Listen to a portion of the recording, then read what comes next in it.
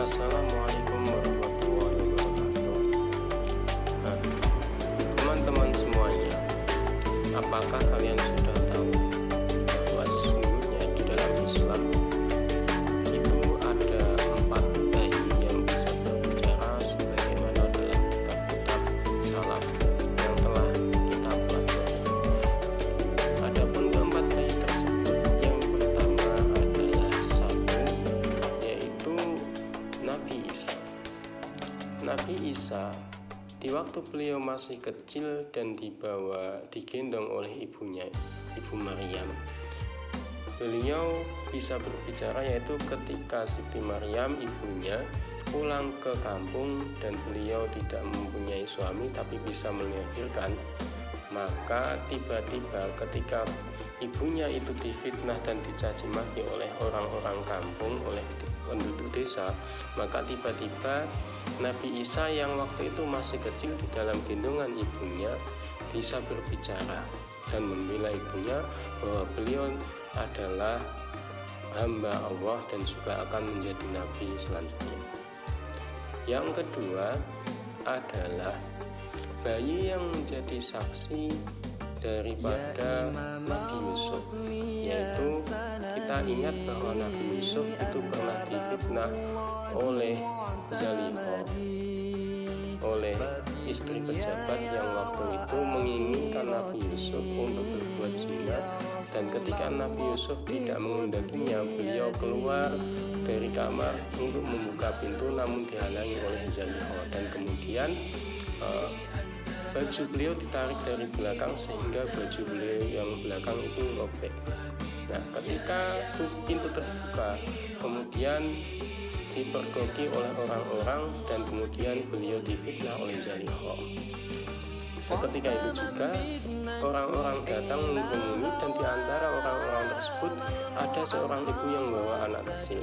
Nah, anak kecil tersebut bisa bersaksi, bisa berbicara bahwa dengan menunjukkan tanda-tanda, yaitu mengatakan bahwa jika pakaian Nabi Yusuf yang terbuka bagian depan, maka Nabi Yusuf yang bersalah, dan jika pakaian Nabi Yusuf yang belakang itu yang robek, maka Siti Zaliqah yang bersalah dan Nabi Yusuf benar. Dan pada kenyataannya pakaian Nabi Yusuf yang belakang itu robek sebab ditarik oleh Siti Zaliqah waktu mau keluar dari kamar.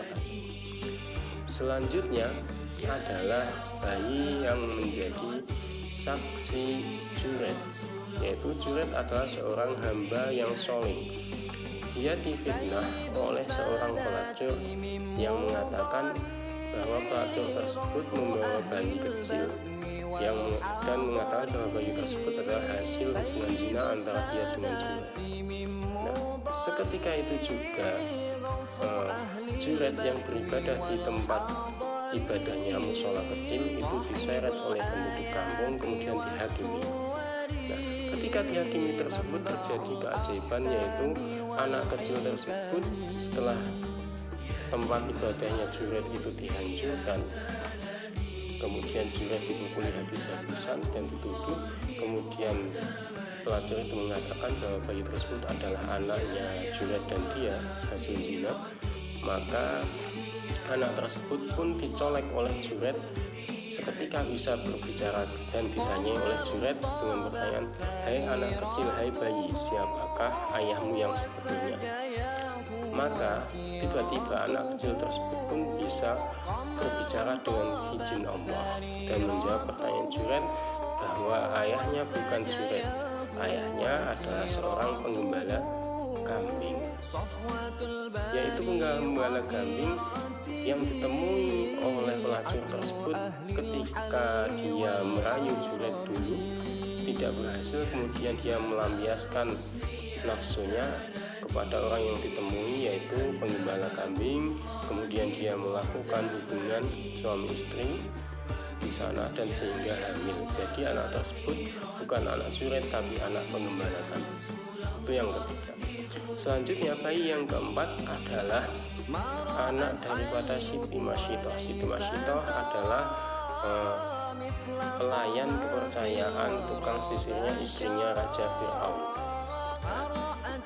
Yaitu ceritanya anak tersebut ketika beliau digendong oleh Ibu Siti Masyitoh, karena Ibu Siti Masyitoh sekeluarga mendapatkan hukuman dari Fir'aun sebab dia tidak beriman kepada Fir'aun tapi mengatakan bahwa Allah Subhanahu wa Ta'ala adalah Tuhannya. Dia diancam beserta keluarganya kalau tidak mau beriman lagi kepada Fir'aun dan tetap menuhankan Allah, maka dia dihukum mati, yaitu dengan cara dimasukkan ke dalam minyak yang mendidih panas.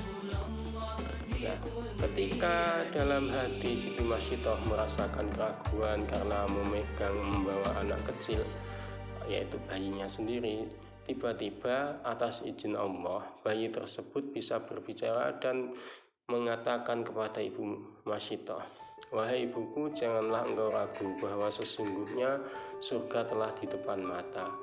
Maka hilanglah keraguan dalam hati Siti Masyitoh tentang hukuman tersebut dan dia tidak takut lagi, sehingga dia tetap memilih dihukum mati oleh Fir'aun dan dimasukkan ke dalam penggorengan kuali besar yang berisi minyak tersebut. Dan alhamdulillah beliau menjadi salah satu penduduk surga Allah Subhanahu wa Ta'ala. Nah, itulah keempat bayi yang bisa berbicara dalam Islam dengan izin Allah Subhanahu wa Ta'ala. Demikian dari saya, semoga bermanfaat. Wassalamualaikum warahmatullahi wabarakatuh.